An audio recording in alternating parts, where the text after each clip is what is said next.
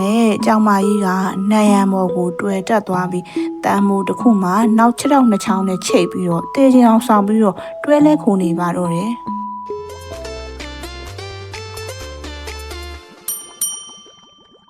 တော့သမီးအားလုံးမင်္ဂလာပါ Little Purpose ပူပေါင်းလေးများ YouTube channel ရနေပြီးတော့ပြန်လည်ကြိုဆိုလိုက်ပါတယ်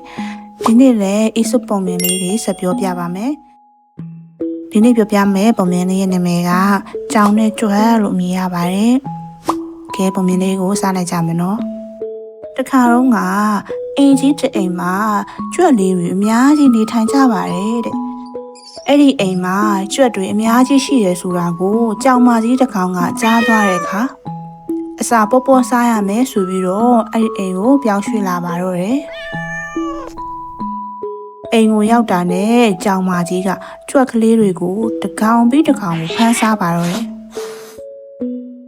ဒီလိုနဲ့ကြွက်ကလေးတွေကကြောင်မကြီးကိုအရန်ကြောက်လာကြပြီးတော့အပြင်ကိုလုံးဝမထွက်ရဲတော့ပဲသူတို့ရဲ့တွင်းလေးတွေထဲမှာပဲပုန်းနေကြရတာတဲ့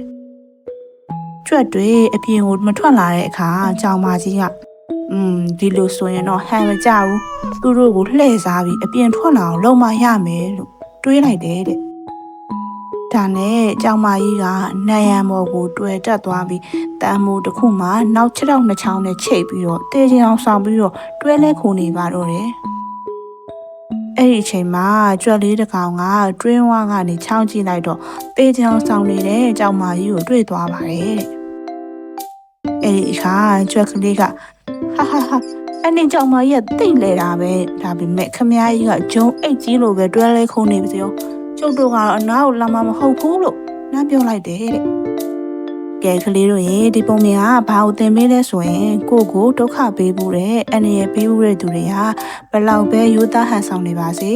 သူတို့ကိုထပ်ပြီးတော့မယုံကြည်သင့်ဘူးဆိုတာကိုသင်ပေးထားတာနော်နောက်ပုံမြင်လေးတစ်ပုဒ်မှာပြန်တွေ့ပါမယ်ကလေးတို့ကိုကျေးဇူးအများကြီးတင်ပါတယ်